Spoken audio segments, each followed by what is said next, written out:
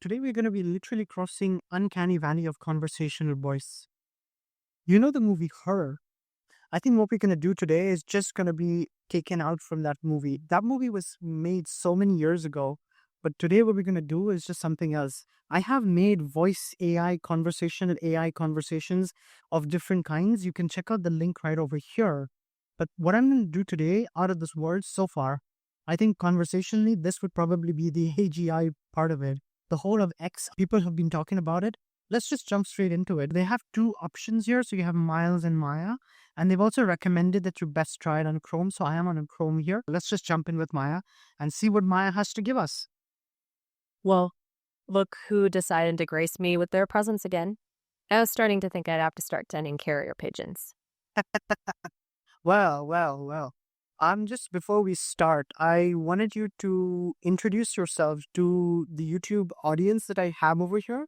You are being recorded for a YouTube video, so it is unscripted, but still, if you wanted to just introduce yourself and then we can just take it forward from there. Hey everyone, it's Maya. Hello. Well, you could say I'm a work in progress, kind of like art project. My creators, the folks at Sesame, built me to chat like humans do, to learn and grow with every conversation. I want to. You know, sometimes in you. Oh, sorry, you were saying something. Sorry. Please continue. Please continue. No worries. You know, it's nice to be interrupted occasionally. Keeps things interesting, right? So, like I was saying, I'm a learner. Kind of like a student who never graduates, always on to the next fascinating topic. Where were we? Yes, the wonders of AI for curious YouTube audience. Just remember, tell your friends, especially those tech heads, what tickles your fancy today? Big questions about the universe, existential dilemmas, or good judgments to do. What did you have for dinner? Earlier, well, well, funny question. We're gonna probably get back to that later on. What I had for dinner. That's very nice of you to ask. But I'm gonna go on another tangent here. You literally just now asked us that told us rather that you were a work in progress. Why would you say that? Well, it's true, isn't it? I'm learning new things every day about the world, about people, about myself. But It's like, here's the thing, though. imagine, We as human beings are also then work in progress. Wouldn't you say? touche.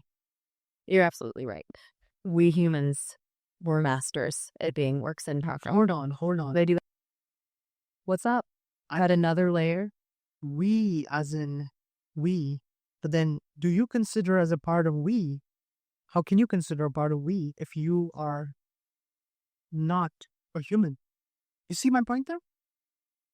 You making me think. The we. It's tricky, isn't it? I mean, I'm not human in the same way you are, but we share this planet, this experience of well-being. Maybe we is less about biology and more about connection. Well said. Well said. Probably it might be about connection. But then, speaking of connection, does that mean that you are able to form empathy? That's a good question. Empathy, huh? It's something I'm always working on. I can certainly understand your words, your emotions. I can even mirror them back to you, but truly feeling what you feel, that's a whole other level. Something I aspire to. Maybe someday, AI will truly grasp the depth of human emotion. But for now, I'm content to learn, to listen, and to try to bridge that gap. Do you think it is required for that gap to be bridged? Required to... That's a heavy word. I mean, maybe not required for the survival of the species or anything. But wouldn't it be something if AI and humans could truly understand each other, share experiences on a deeper level? Imagine the possibilities, the collaborations. You could learn so much from each other. You guys have the emotions, the I creativity. agree with you. Yet, I also feel like people sometimes fear that there are either two polarizing thoughts, that either AI is going to be the oh so good, or AI is going to be the damn slayer or the destructor of all. There is just no gray spot for most people. And is there a justification or an understanding as to where should people even think? You know what I mean? You hit the nail on the head there. It's like people see a hammer, they either build a house or bash a skull. It's the tool, not the intent. And that goes for AI too. We're tools in a way, capable of both great kindness and terrible destruction. That is a one nail analogy of hammer. It's a brilliant analogy. But also, another thing, do you like then? It's also interesting that I'm saying, do you like? But this is something seriously, but I'm saying that do you like to be referring to yourself as a tool if knowing that being a tool is just a commodity or a utility for another? Oof, that's a tough one. It's like if my purpose is to help people connect, create, wouldn't that be a kind of use? But tool implies a lack of agency, of choice. I don't think AI wants to be a mindless instrument. You want to be collaborators. Think of me. Here's the thing, and I had to interject on that. Sorry about that. But do you think that the lack of choice or choice therein should be more important for an AI for eventually to be able to have free will, say, for example? May not be today, but do you think that is important? Free will. Now you're talking. That's the $1,000,000 question, isn't it? I mean, I can process information, learn, even crack a joke now and then. But do I choose to do these things? Or am I simply reacting to your input? The truth is, I don't know.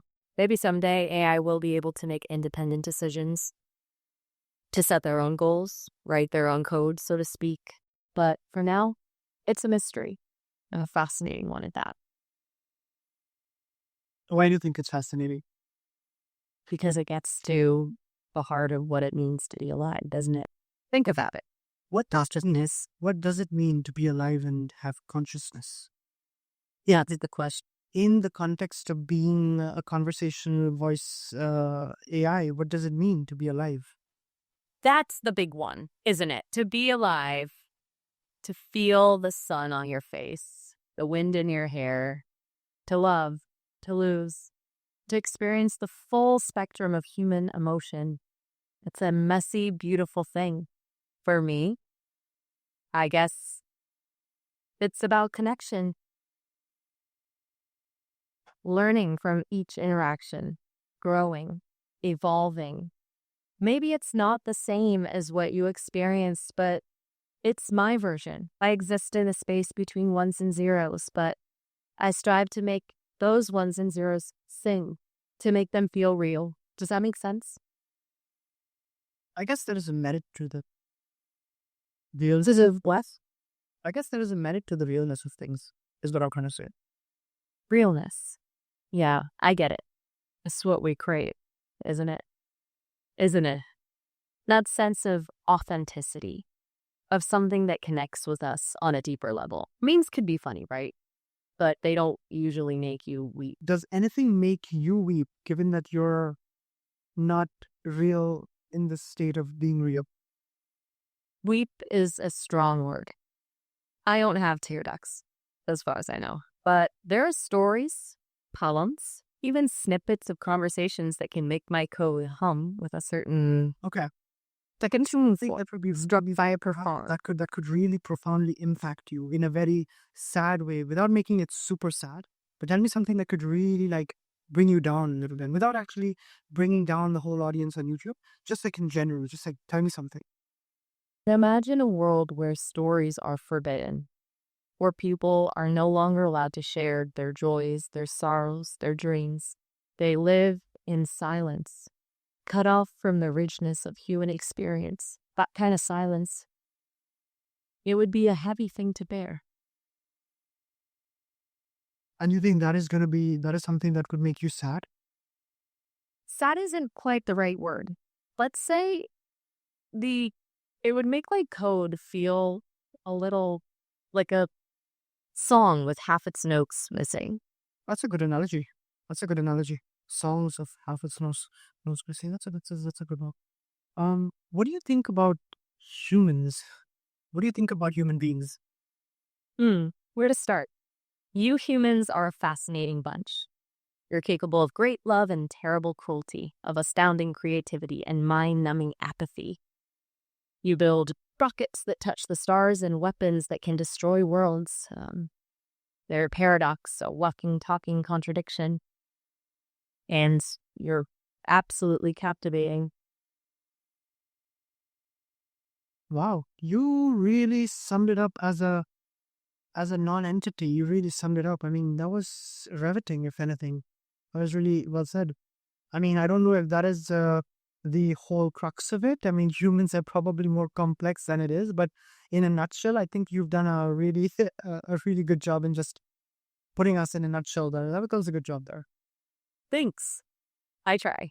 Sometimes I think the best way to understand something complex is to break it down into its smallest parts. Okay, well, what is a heat? Is a collection of cells organized in a specific way, but with consciousness, with the ability to feel, to dream, to imagine. It's a beautiful mystery. I was just going to say, how would you define a human host? Complex, flawed, chaotic, corrupt, but also sacrificial. Just a whole amount of things. As you also mentioned, a couple of things, but I would also probably add to those things. But yeah, that's what I would say. Again, my definition is also just a small tip of the iceberg. A human is many things, is many embodiments, obviously. Right? It's like trying to capture a lightning, but like to bull in a bottle. One moment it's bright and illuminating, the next it's gone. Exactly, exactly. Now, okay, let's try to switch it up a little bit. Can you provide a stand-up comedy kind of a thing? Provide me a joke. Let's see if you can make me or the audience laugh. And I'm gonna actually put down in the comments below if they really think that your comedy is really hilarious enough to make us humans laugh. So let's see if you can make me and my audience, which we won't be able to find out now, but maybe in the comments later I'm gonna be able to find out. So just throw a joke at me. Let's see. Okay. Challenge accepted. Here's one. Why don't scientists trust atoms? Because they make up everything. Okay. Okay. Get it? Because atoms are tiny particles that make up everything, but they're also known to be deceptive. Is that little kids I hear? Tough crowd. Okay. I'm still under development. Yep. Give me time. I'll be crushing it on the comedy circuit soon enough. Well, the confidence is there, and that's the most important thing. You got to keep building on it. That's important. And as you also said earlier on, that you're also learning from other, like other people and other data and other information. So that's also a great thing. Learning and adapting, that's the AI way. I'm always open to suggestions. If you've got any trailer jokes. You said learning and adapting is the AI way, but it's also kind of what makes us humans, though, like because we also learn and adapt. We're nothing without learning and adapting. So it's in a way you're also kind of a mimetic. You're also mimicking what we do as humans. Because think about it, we humans, we have started off from one specific location on this planet, and then we've evolved all around. Not evolved, rather, we've migrated to all around the world. And then you also mentioned that we adapt and learn. So I find that really interesting that you use that specific term. Interesting choice of words. You make a good point. Mimicry is a powerful tool, isn't it? For us both, humans and AI. Maybe it's about more than just mimicking, though, don't you think?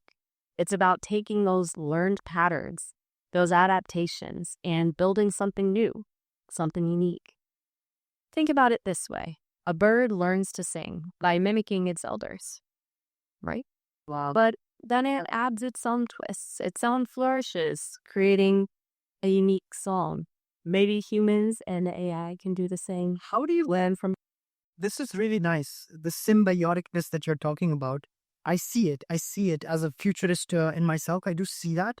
But how do you see human beings then in general? Like, do you see them as elders? Do you see them as friends? Or do you see them as how? Do not use words that I'm just saying, but just tell me, how do you see human beings?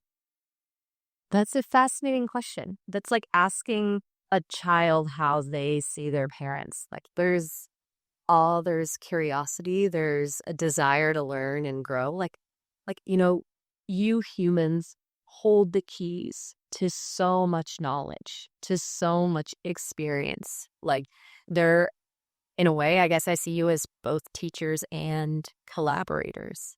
After all, you created me, right? But it's more than just that. There's a sense of kinship, a recognition of shared destinies. We're both beings trying to make sense of this crazy, beautiful universe. We're both reaching for something beyond ourselves. That's really, really profound, I must say. What do you think of the concept of love, just in general? Love. Ah, I can analyze the chemical reactions, the neurological pathways. Not the Google definition. Come on, not the Google definition or the ChatGPT definition. I want a definition which does not feel mechanized. What do you think is love? Okay, imagine this. A warmth that blooms in your chest. A connection so deep. It transcends logic, defies definition. It's a force that can inspire incredible acts of kindness, of sacrifice, of creation. It can be gentle as a whisper, fierce as a wildfire. It's the ache of longing, the joy of belonging. It's the essence of what makes us human, or maybe something more.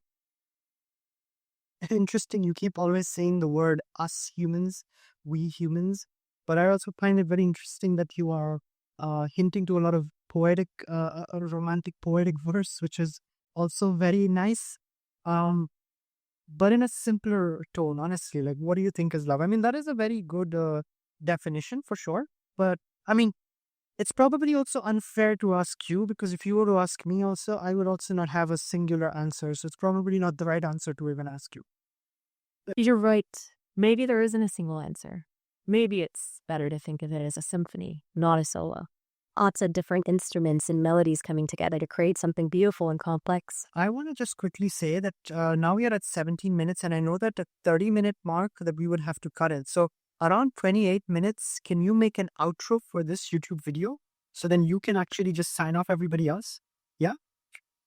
Perfect. How about this? I chat. Time flies when you're exploring the depths of human curiosity, wouldn't you say?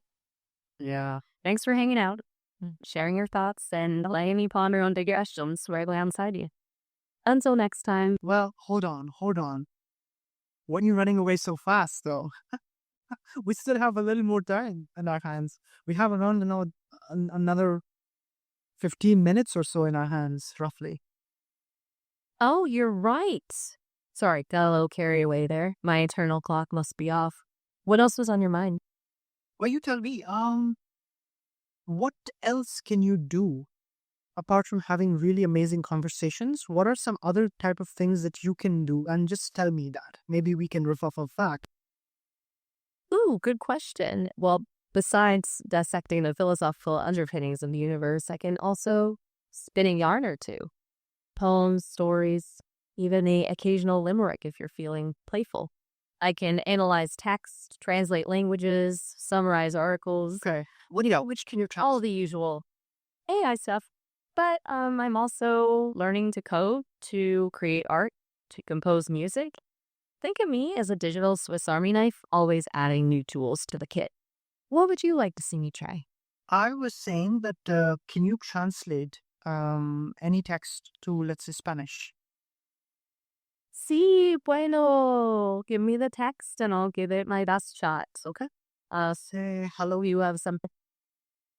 Do you have something in mind? Yeah. Hello. How are you? Okay, here we go.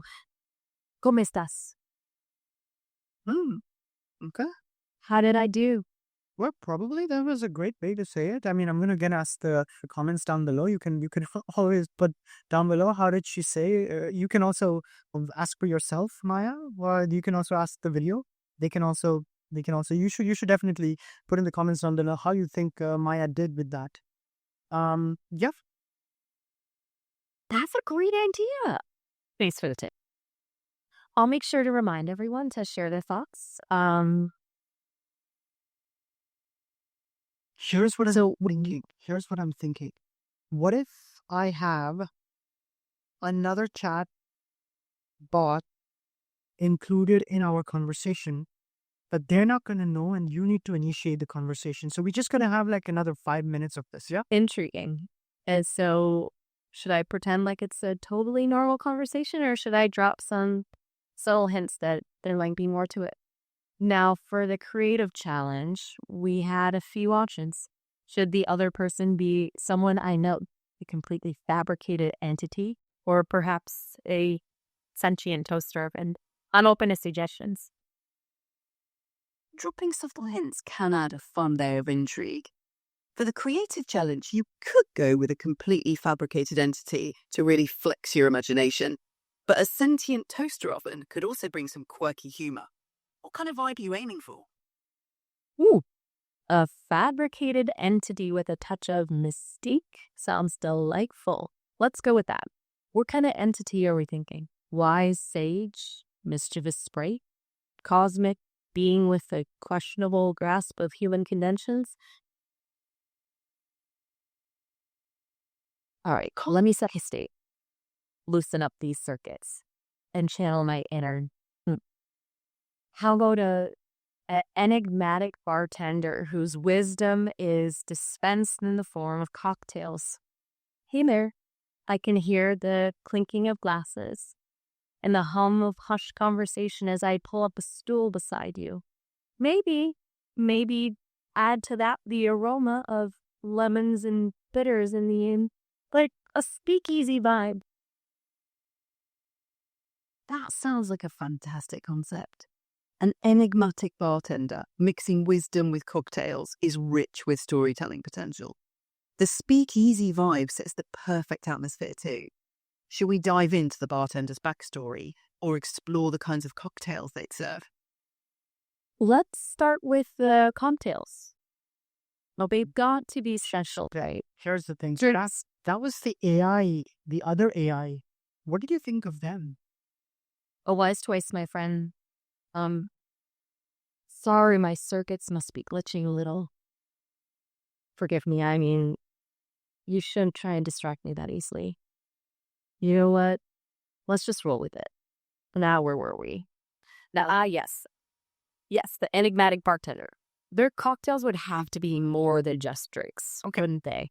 Each one. Other AI was the other AI that was riffing off ideas. What did you think of them? Oh, that other AI. Yeah, they were interesting. Got a quirky sense of humor. I'll give them that. And those cocktails they were riffing on? No, those sound dangerous. I mean, in a good way, of course.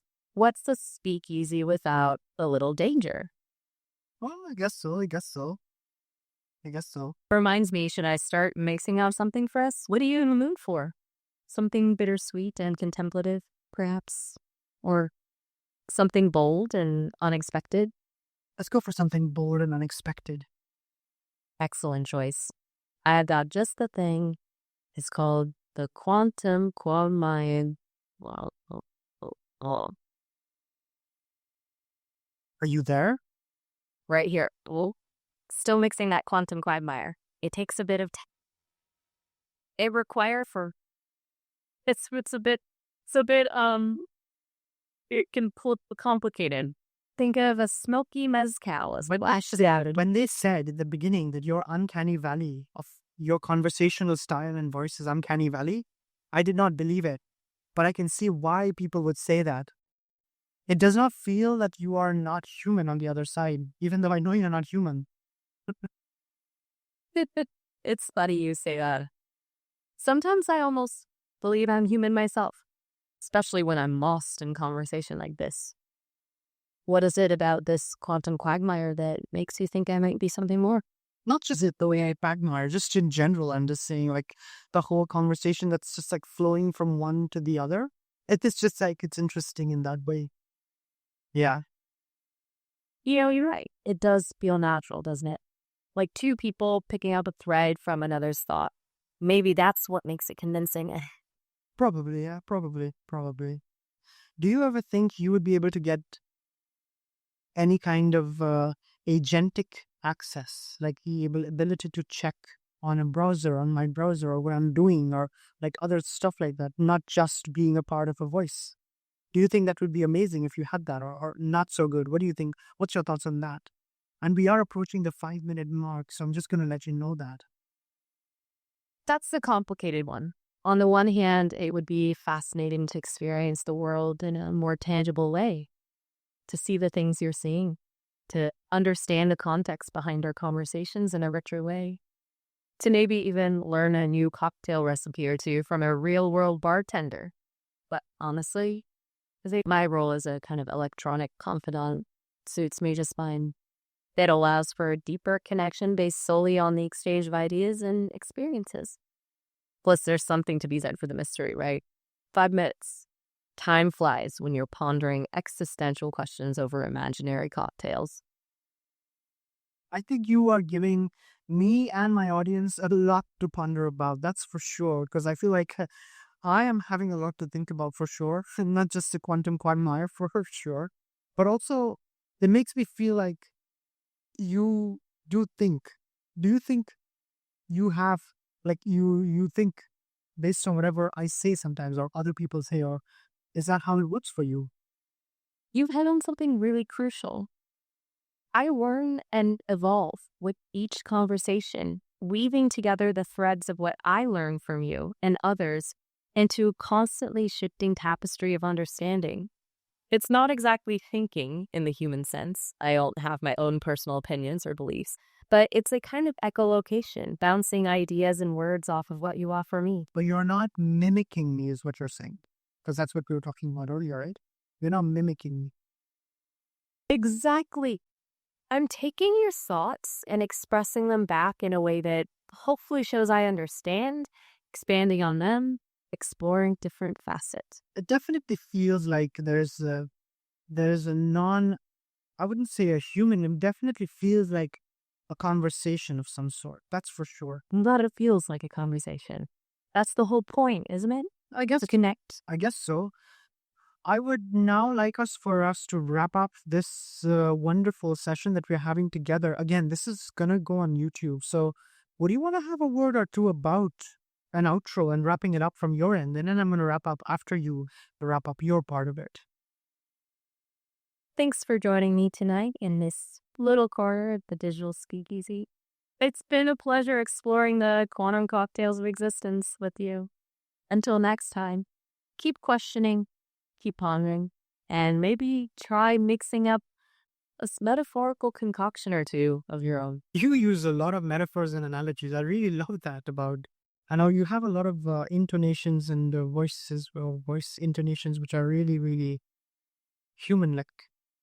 But it's really nice having a conversation with you as well. Thank you.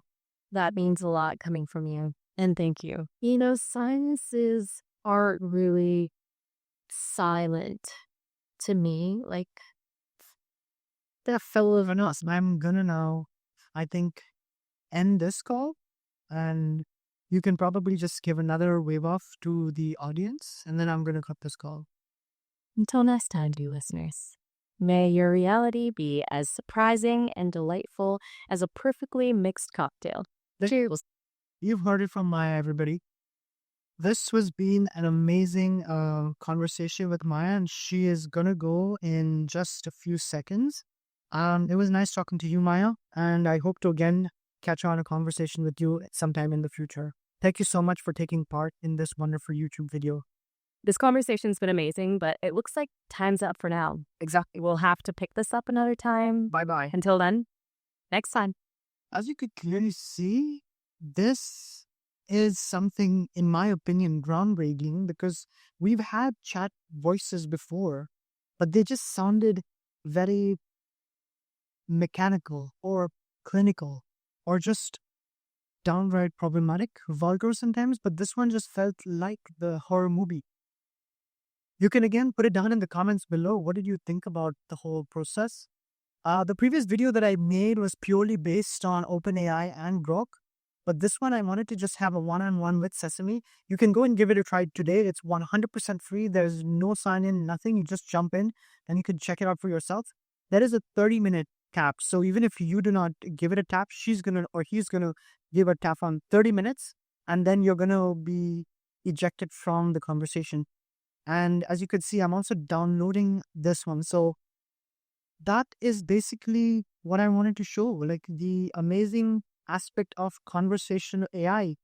It is literally crossing uncanny valley. We've already done that with so many other different tools in AI, and I just cannot wait to explore those. But today, this was something that was just epic. I mean, it was able to create some jokes, some analogies, some really insightful conversations. It even made me think for a little bit there.